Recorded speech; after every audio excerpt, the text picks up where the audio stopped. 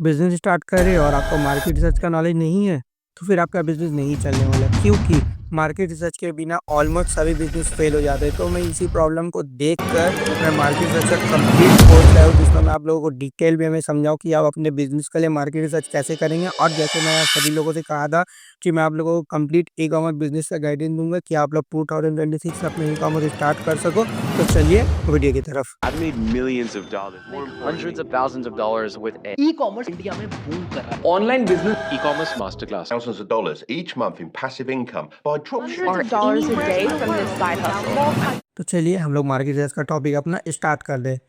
तो मैंने पिछली वीडियो में आप सभी लोगों से कहा था कि आप सभी लोग अपना-अपना कैटेगरी चूज़ कर लेना। मेरा जो कैटेगरी था वो था वॉच का, आप लोगों का भी कैटेगरी क्लोथ्स, एक्सेसरीज़ कुछ भी हो सकता है। तो हम लोग चलिए मार्केट रिसर्च की तरफ। मार्केट रिसर्च का जो सबसे पहला टॉपिक होता है वो होता है टाइप्स ऑफ प्रोडक्ट। आपका प्रोडक्ट किस टाइप का है? या तो वो इंट्रिंसिक होगा या तो वो पर्सीव होगा। अब इंट्रिंसिक किसको बोलते हैं वो मैं आप लोगों को समझाता हूँ एकदम ईज़ी वे में। इंट्रिंसिक वैल्यू प्रोडक्ट उसको कहते हैं जो एक्चुअल यूज़ केस के काम में आता है। अब एक्चुअल यूज़ केस के काम में कौन-सा प्रोडक्ट आता है? हमारा हो गया क्लोथ्स, फूड।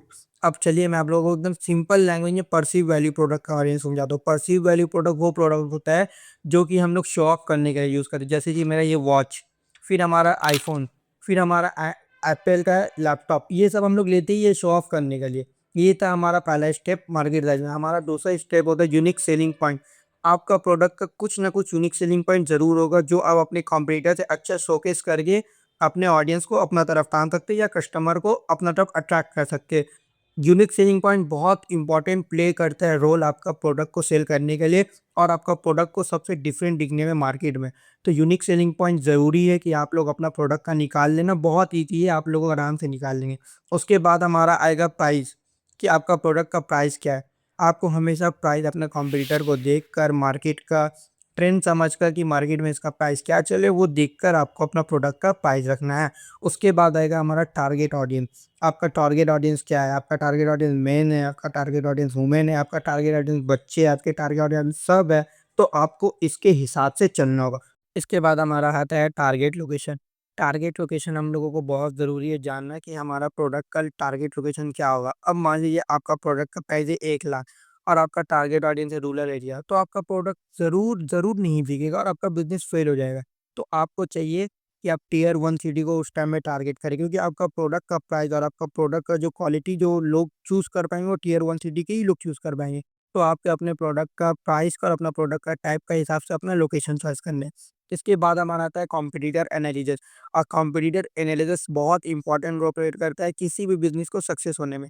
तो आपको कॉम्पिटिटर एनालिसिस हमेशा से थोड़ा टाइम लेकर करना है कि आपको कॉम्पिटिटर क्या टैक्टिक यूज़ कर रहे हैं, क्या ट्रेंड वो यूज़ कर रहे हैं, वो क्या प्रोडक्ट का प्राइस रख रहे हैं, वो क्या-क्या कर रहे हैं मार्केट में, आपको हमेशा उनको बीट करना है, तो आप बिज़नेस में हमेशा सक्सेस पाएँगे। उसके बाद हमारा आता है audience activity analysis. Audience activity analysis क्या होता है? ऑडियंस एक्टिविटी एनालिसिस का मतलब कि आपका ऑडियंस कहाँ पर क्या कर रहे हैं। जैसे कि मान लीजिए आपका ऑडियंस है 18 से लेके 25 ईयर्स के लोग, तो वो लोग ऑलमोस्ट 99% चांस है कि वो लोग इंस्टाग्राम में ही होंगे, तो आप लोगों को एड केस वहीं पे शो करना होगा। अब मान लीजिए आपका टारगेट ऑडियंस है 40 ईयर से लेके 60 ईयर तक, तो वहाँ पे चांस है आपका ऑडियंस फेसबुक में होंगे, तो आपको फेसबुक में टारगेट करना होगा। ऑडियंस एक्टिविटी एनालिसिस का मतलब आपके ऑडियंस कहाँ पर क्या चीज़ ज़्यादा प्लेटफ़ॉर्म यूज़ कर रहे हैं। अब मान लीजिए आज के टाइम में ऑलमोस्ट सभी जेन ज़ी जिसको बोलते हैं वो लोग ज़्यादा से ज़्यादा इंस्टाग्राम यूज़ करते हैं। तो आपको उसी हिसाब से अपना टारगेट ऑडियंस को चूज़ करना है, उसके बाद आप लोगों को अपना बिज़नेस को आगे बढ़ाना है। तो ये सब चीज़ जो मैं आप लोगों को अभी बता रहा हूँ, ये सब चीज़ आपको अभी लाइव इम्प्लीमेंट करके दिखाऊँगा कि आप लोग भी मेरे साथ लाइव इम्प्लीमेंट अपना बिज़नेस के लिए कर लें।